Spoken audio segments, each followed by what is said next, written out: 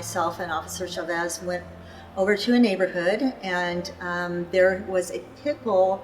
It had cables on it and chains on it, and it was hooked to this man's brick wall in his front yard. And the man said that he just happened to see the dog out there, got him back to the shelter and started looking at him and went, wow, this is pretty intense, and decided that first thing in the morning I would take him to Casa Grande Animal Hospital and they would take a look at him. He had just raw red skin, all exposed and scabbing, and of course he was full of ticks, and it was a mess.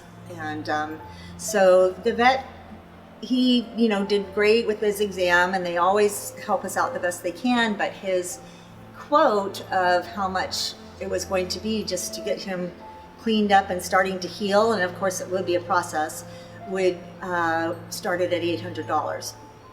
So since I had some vet teching skills, I decided, well, we can't afford that as a team here.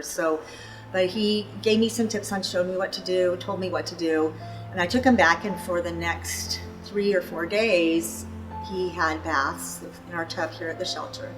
And we debrided, which means pulling off all that old skin till it was down to just nice pink raw skin, which is the healthy skin, although it makes it look horrible before it heals. So he was such a trooper. He would get very tired though. I'd have to give him breaks, and that's why it took 3 or 4 days to get it done.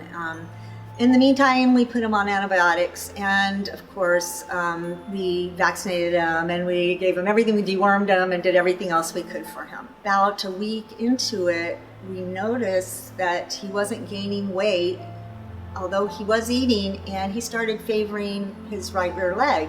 We had him tested for valley fever, and sure enough, his titer was very high for valley fever. Well, that in itself is very expensive to take care of, so we did what we could. We got started on some meds, and didn't really know how far we were going to get to go from there on it though, because we knew this was a big chunk to take out. And you have to realize, if you save this one dog and you spend $800 on this one dog, that's maybe 5 or 6 dogs in the community that you could have had spayed or gotten to a home. But then we started putting some word out, and we got the help of a guardian angel, a woman that decided she heard a story and that she would take this on. And Officer Tiemann took him back and forth to veterinary specialists in Tucson. They did 12 different treatments, 2 or 3 times a week, I believe. The whole time, he was just the sweetest dog from the get-go. Everybody's his friend. And we had decided at the beginning that we could have given him some ogre name because he looked kind of like a big bully, but we decided to call him Cuddles because of his personality. And it stuck, even though we tried to change it a couple times. So he actually took the hearts of a lot of people, and one being one of our own animal control officers, and that's Officer Tiemann, and she decided to adopt him. He's going to still need treatment.